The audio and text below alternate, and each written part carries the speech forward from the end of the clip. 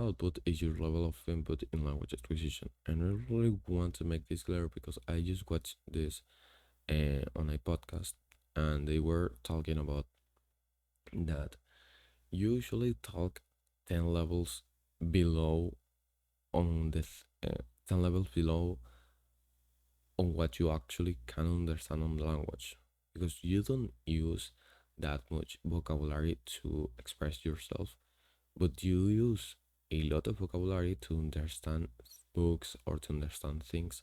So like if we can improve that vocabulary, your output, your speaking, is going to improve as well. Get more input. We need to have more quality input, more high quality input, and this is and you get this from like podcasts and books.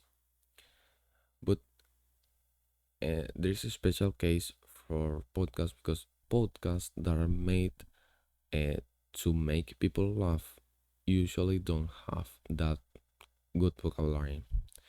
Educational podcasts that are made to educate people, yeah, they need to have a good vocabulary because they need to educate people, and they usually will not use um, vocabulary that are for children. Because, for example, if the podcast is teaching how to make your sleep better, of course, it needs to have a good vocabulary. So, please, if you are going to watch podcasts, make sure that they are educational, or at least that they are talking about something on your interest and is kind of intellectual. The second thing is books. And I will say that you always read educational books, but and there is an exemption, which is Brandon Sanderson.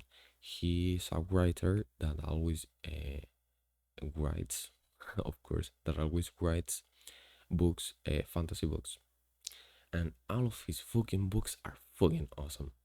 Like literally, all of his fucking books are fucking awesome, and they are like 1,000 pages long. So like, if you don't want to read educational books, I would recommend to just put on Google Brandon Sanderson books and just like buy some book from him, and that's it. I say books because I'm, which gets me to my next point, which is the two forms of reading which that you're going to be applying to get this high quality input. The first one is extensive reading. Extensive reading is just when you read for fun, and it has been proven by a lot of studies that when you read for fun, your speaking, listening, um, reading improves, like as well as your vocabulary. For example, I say to when you read for fun, you actually I recommend to read aloud. Why I recommend to read aloud? Because, for example, you probably know because you have experienced it that when you read aloud, you can concentrate much more on the thing that you're reading. When you do a lecture on your school, or when you did a lecture on your school,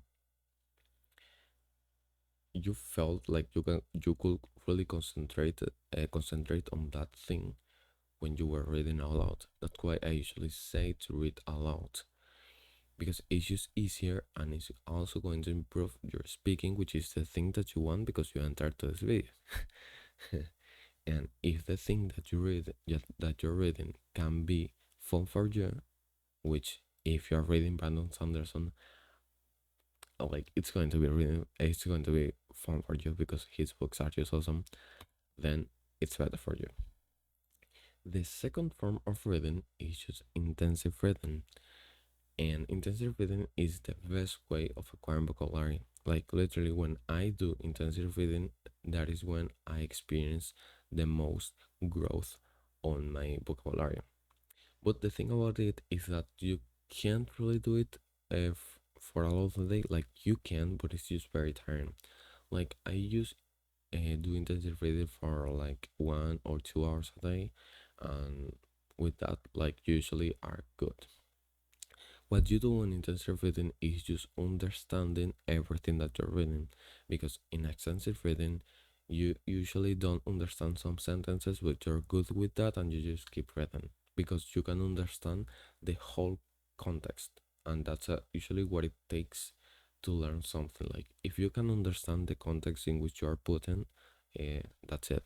But in intensive reading you need to understand everything. Like if it takes you a if you need to translate a sentence or to look up a word on a dictionary to actually understand everything that it is on your page, then you need to do that.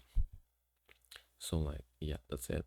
If you're reading and you understand a word, you look up a word. Maybe you want to go to a dictionary, which is the Cambridge Dictionary, maybe, or you want to go to the translator. Well, then just do it.